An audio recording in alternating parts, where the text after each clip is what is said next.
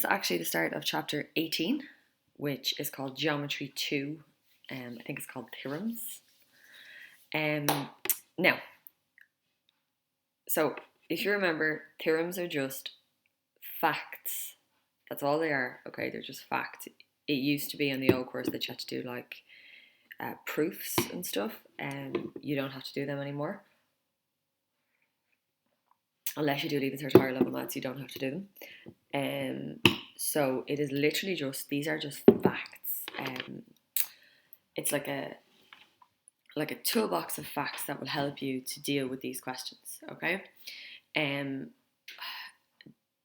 Technically, in the syllabus, they're named. So, like, one of them is called Theorem 1, one of them is called Theorem 2. But you don't have to know. So, I just go Theorem 1, Theorem 2 as I meet them. Do you know what I mean? Until it's an easier way of counting that you actually have all the theorems. Okay, so you might notice that I've called it Theorem 2, but the book is called Theorem 4 or something like that. It doesn't matter. Okay, so what we're going to try and look at today is Theorem 1 is two theorems, the first two. Okay, so the first one is the vertically opposite angles theorem. Okay, and the theorem says that vertically opposite angles are equal in measure. Okay, so what the hell are vertically opposite angles? Essentially, to spot vertically opposite angles, you look for the X shape. Okay, so if at any point, I'd be making the X factor symbol at you now if we were in class. If at any point you have that X shape, right, then the opposite angles are equal. So this one and this one would be the same size. So if this one here was 80 degrees, this one would be 80 degrees. And then this one would be equal to this one. Okay, so they are vertically opposite. Okay, and the theorem says that vertically opposite angles are equal in measure.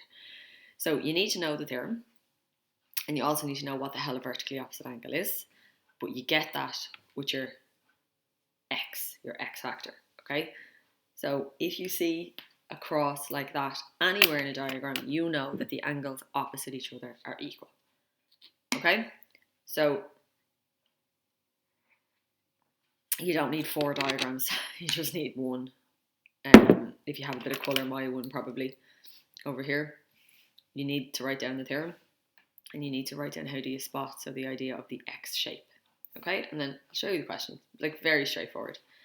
So we have two lines, L and K, so you can see that this line here is labelled L, and this line here is labelled K. Find the measure of angle A and angle B. Okay, so if I use the highlighter again, here's angle A. Okay, hopefully you can clearly see that these lines cross each other. So that means vertically opposite angles are present and are equal. So what is vertically opposite from A? 50th. You see that they're across from each other?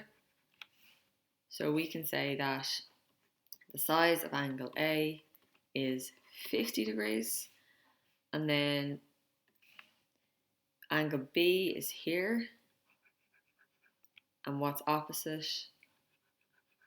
The 130. So we can say that angle B is 130 degrees. And how did I know this? I knew it because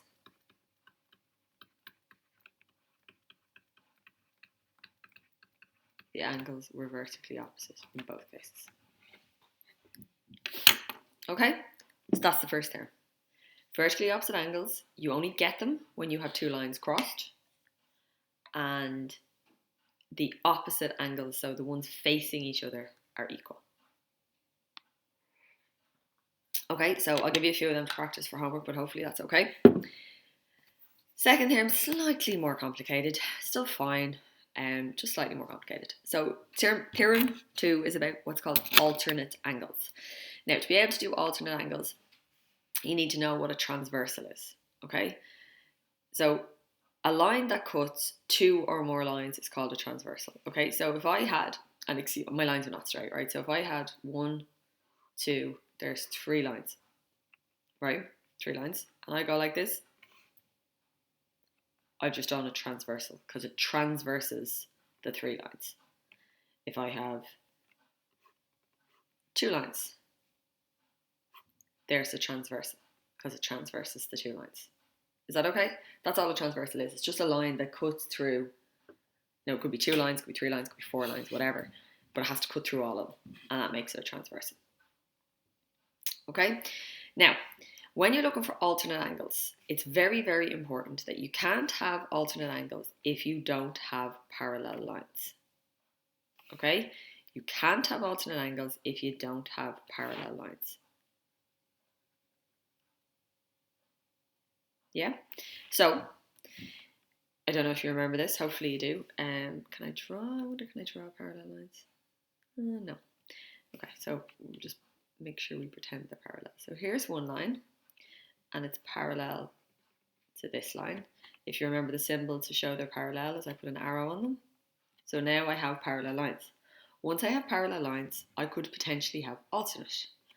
So I need a transversal. So there's my transversal.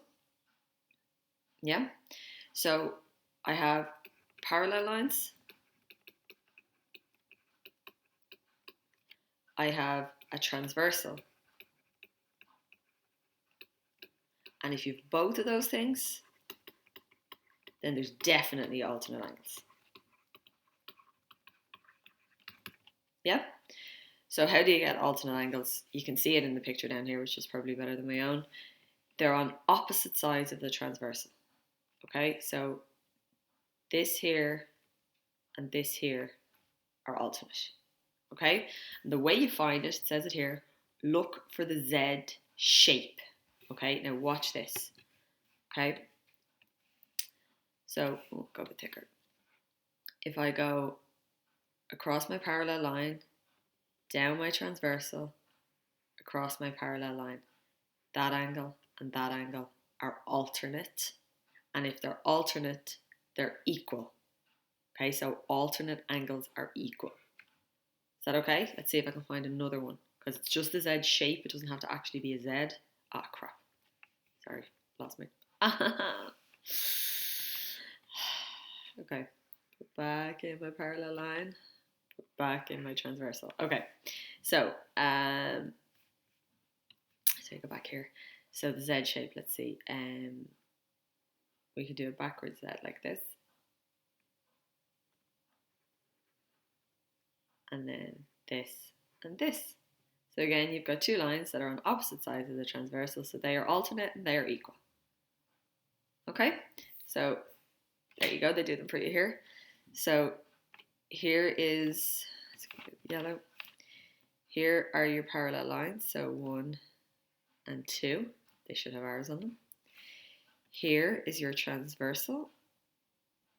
Okay, so we have parallel lines, we have transversals. So then you should be able to pick out a Z, over, down, over. There are your alternates. Okay, and same here, you can see the Z, there are your alternates. Okay, so Theorem 2 says that alternate angles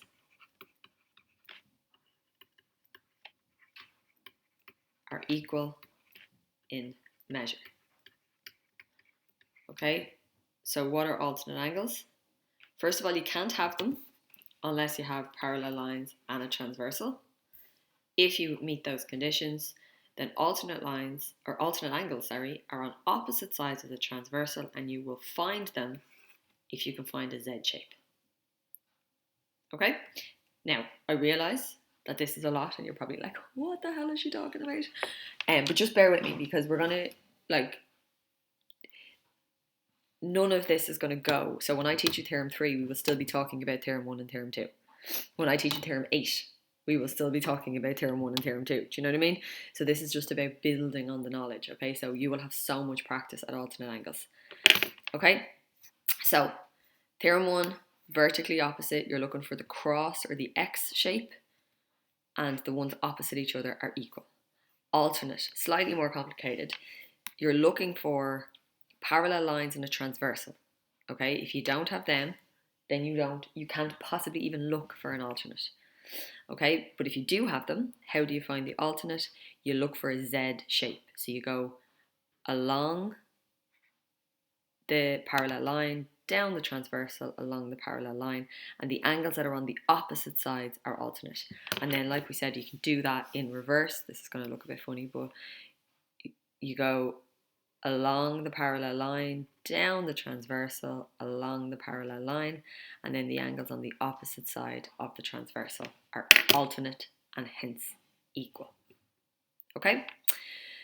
Right, so here's an example. Let's have a look. Now, like I said, I've taught you Theorem 2 now, so any questions on Theorem 2 will also include Theorem 1, and it could also include the fact that we know a straight line is 180 and a full angle is 360. So I'm not going to do this every time, but just to give you an idea. So the tools that we have so far, number one, a straight angle is 180. Number two, a full angle is 360. Number three,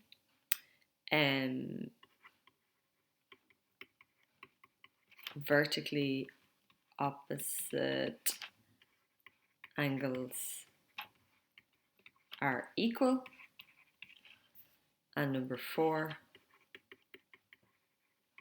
alternate angles are equal.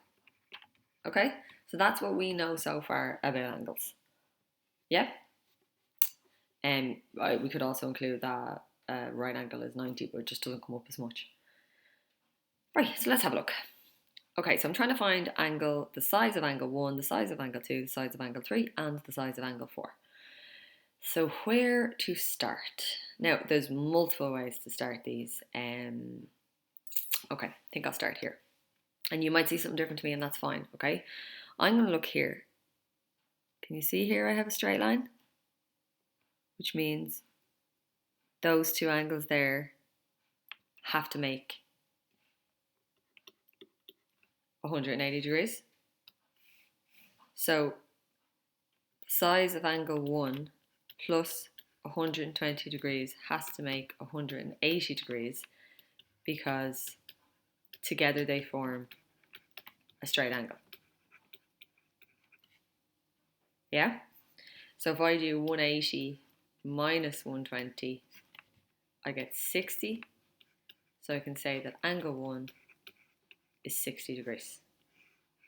Okay, and again, look at the explanation, okay? If I was a student and I went in and my teacher asked me to explain that, how did you end up with 1 being 60? I would be able to tell you.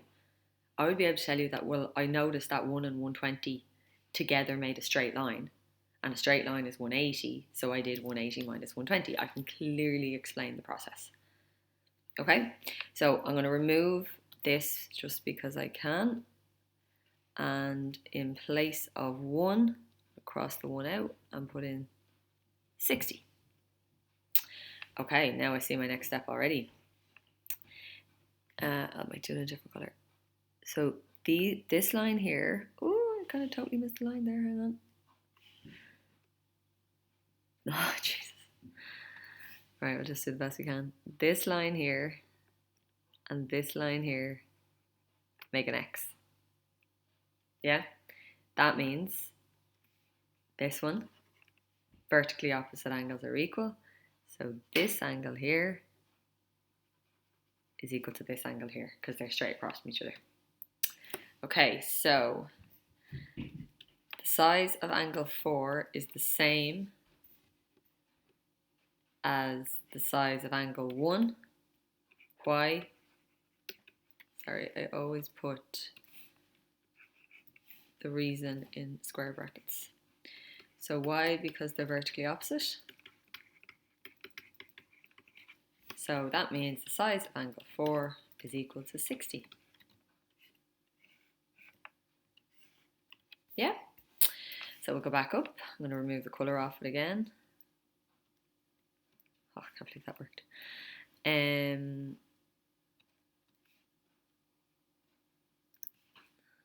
Okay, so this is 60. Yeah? Okay, so notice that we have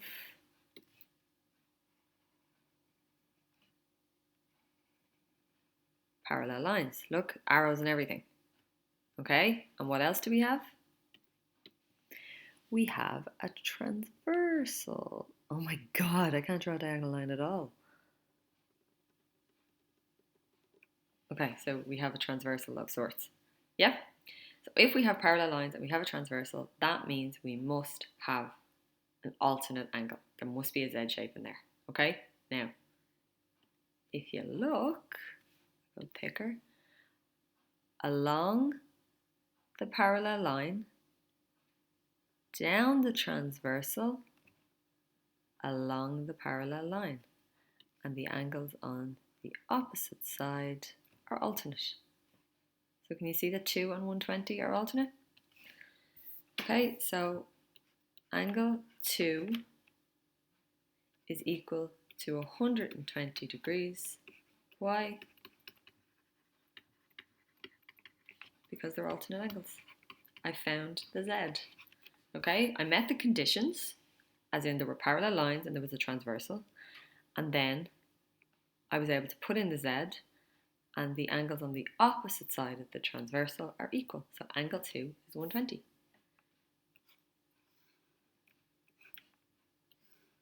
Okay, there was no actual calculation required there. It was just about seeing that Z. Now let's see, can I get this off without making a total mess of things? Excellent. So angle 2 is 120 degrees, and I can see the last one, hopefully you can. So let's try this again. This line here and this line here make an X, which means we're back up here again. So this bit here is opposite this bit here. Yeah? So angle 2 and angle 3 are the same. So angle 2 is equal to angle 3. Why? Because they're vertically opposites. So that means angle 3 is 120 degrees. There you go. That's angle 1, 2, 3, and 4 all identified. Okay, so that's the kind of thing you're doing. Okay, you're just looking for those straight lines, looking for those X's, looking for those Z's. And as a result, you solve the puzzle. Okay, so that's all it is. It's just a puzzle that you need to work your way through and try and solve using the maths that I've taught you. Okay, and like, if I, exactly like I'm doing here, if I was in class now, I would be using all of my coloured markers to put on Z's, to put on X's, to show you. So do that, like, you know, if you can, snip that picture into, so that you can draw on it, like on your iPad, and put in the colour. See, can you find the Z's?